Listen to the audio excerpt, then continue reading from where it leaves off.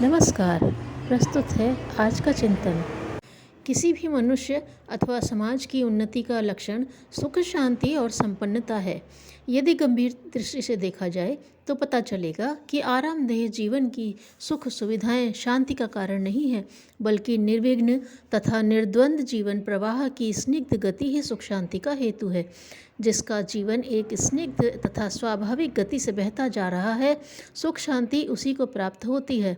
इसके विपरीत जो अस्वाभाविक एवं उद्वेगपूर्ण जीवन यापन करता है, वह दुखी तथा अशांत रहता है। विविध प्रकार के कष्ट और क्लेश उसे घेरे रहते हैं। ऐसा व्यक्ति एक क्षण को भी सुख चैन के लिए कलपता रहता है। कभी उसे शारीरिक व्याधियां त्रस्त करती हैं तो कभी मानसिक यातनाओं से पीड़ित होता है। जो बेचैन है, अशांत है, पीड़ित है, वह संपन्नता उपार्जित करने के साधन जुटा ही नहीं सकता। उसे यातनाओं से संघर्ष करने से अवकाश ही नहीं मिलेगा। पर भला वह संपन्नता का स्वप्न किस प्रकार पूर्ण कर सकता है? जो शांत है, स्थिर है, निर्द्वंद है, वही कुछ कर सकने में समर्थ हो सकता है। यदि परिस्थितियों वश अथवा संयोगवश किसी को संपन्नता प्राप्त हो जाए तो अशांत एवं व्यग्र व्यक्ति के लिए इसका कोई उपयोग नहीं।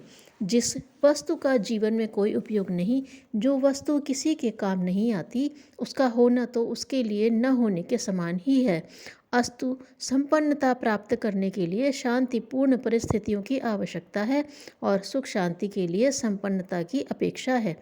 इस संपन्नता का अर्थ बहुत अधिक धन दौलत से न होने पर भी आवश्यकताओं की सहज पूर्ति से तो है ही। जो नितांत निर्धन है, दरिद्री है, वह सुख शांति के लिए कितना ही मानसिक उद्योग क्यों न करे, उसे प्राप्त नहीं कर सकता। जब भूख लगेगी तब वह किसी साधन, समाधि अथवा भजन पूजन से दूर न होगी। उसके लिए तो भोजन की आवश्यकता होगी। क्षुधित मनुष्य कब तक अपना मानसिक संतुलन बनाए रखेगा? कब तक उसका विवेक उसे विकल होने से बचा सकेगा? एक सीमा के बाद प्रज्ञावान से प्रज्ञावान व्यक्ति भी विचलित हो उठेगा। उपयुक्त आवश्यकताओं की समुचित पूर्ति और मनुष्य का अपना संतोष दोनों मिलकर किसी भी बुद्धिमान व्यक्ति के लिए संपन्नता ही है। जो निस्वार्थ, निर्लोभ और अलोलुप है, वह वास्तव में संपन्न है।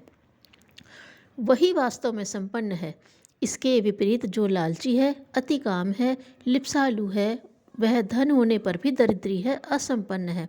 उन्नत जीवन के लिए जिस सुख शांति एवं संपन्नता की आवश्यकता है, उसे प्राप्त करने के लिए मनुष्य को प्राकृतिक अनुशासन में रहकर ही क्रियाशील होना पड़ेगा। मनुष्य जीवन की तुलना में यदि हम प्रकृति के जीवन, उसके अस्तित्व को देखें तो पता चलेगा कि जड़ होते हुए भी प्रकृति कितनी हरी भरी और फल फूलों से संपन्न है, किंतु मनुष्य सचेतन प्राणी होते हुए भी कितना दीन और दुखी है। इसका मूल कारण है प्रकृति का निश्चित नियमों के अंतर्गत अनुशासित होकर चलना। समस्त नक्षत्र तथा यह उपग्रह एक सुनिश्चित व्यवस्था तथा विधान के अनुसार क्रियाशील रहते हैं। वे अपने निश्चित विधान का व्यतिक्रम नहीं करते। कोई लाख प्रयत्न क्यों न करे, कोई भी ग्रह अथवा उपग्रह अपने उदय, अस्त तथा परिभ्रमण की गतिविधि में कोई परिवर्तन नहीं करता। लाख घड़ों से सींचने पर भी कोई पेड़ पौधा बिना ऋतु के फल फूल उत्पन्न न करेगा। जो विश्व विधान समस्त सृष्टि पर लागू है, उसका एक अंश होने से वही विश्व विधान मनुष्य पर भी लागू है। जिस प्रकार निश्चित नियम का उल्लंघन करते ही सितारे टूट पड़ते हैं, धरती हिल जाती है, उसी प्रकार अपने नैतिक नियमों का उल्लंघन करने पर मनुष्य का सारा जीवन ही अस्त व्यस्त हो जाता है। शारीरिक स्वास्थ्य नष्ट हो जाता है, मानसिक शांति समाप्त हो जाती है और आत्मा का अधःपतन हो जाता है। मनुष्य सुख शांति का पात्र बनने के स्थान पर दुख, दर्द और कष्ट क्लेशों का भंडार बन जाता है। मनुष्य को सृष्टि में साधनों के रूप में जो मिला है, वह समुचित उपयोग के लिए ही मिला है। वह सब इसलिए है कि इसकी सहायता से मनुष्य जीवन को अधिकाधिक समुन्नत और सुंदर बनाए, सुख शांति पूर्वक अपनी पूरी आयु का उपयोग करे। मनुष्य जीवन अल्पायु तथा अपरूपता के लिए नहीं मिला है, वह अपने में सत्यम शिवम सुंदरम को उपलब्ध करने के लिए ही प्राप्त हुआ है।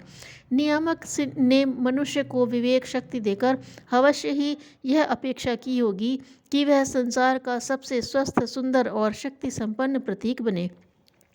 वह अपने कर्तव्य से संसार को सुंदरतम बनाए और निर्माता का सच्चा प्रतिनिधित्व करे, किंतु मनुष्य का स्वरूप तथा उसका कार्यकलाप इस अपेक्षा के बिल्कुल विपरीत दृष्टिगोचर होता है।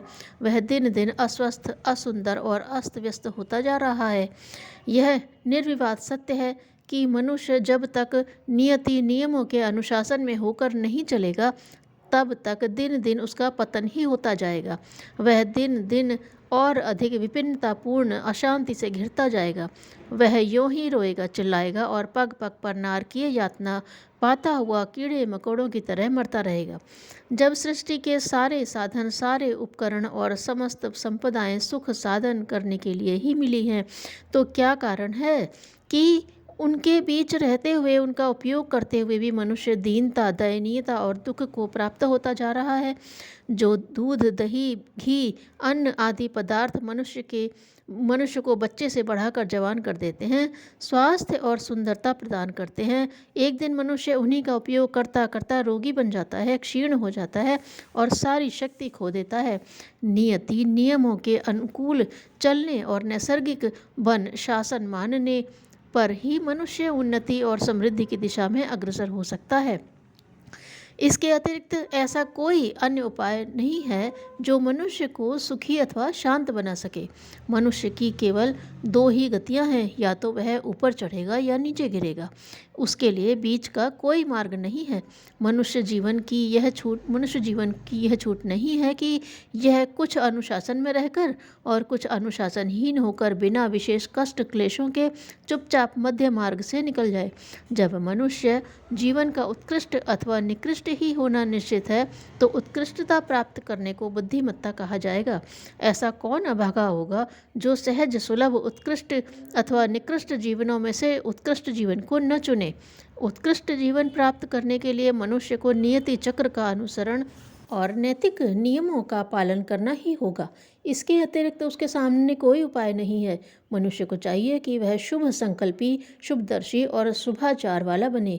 अतिचार अथवा अत्याचार को त्याग कर परोपकारी, परिश्रमी और पुरुषार्थी बने। जो आवरण शारीरिक, मानसिक, बौद्धिक अथवा आध्यात्मिक हानि करे, उन्हें छोड़कर ऐसा आचार विचार अपनाने चाहिए जिससे इन चारों तथ्यों का विकास हो। धन्यवाद।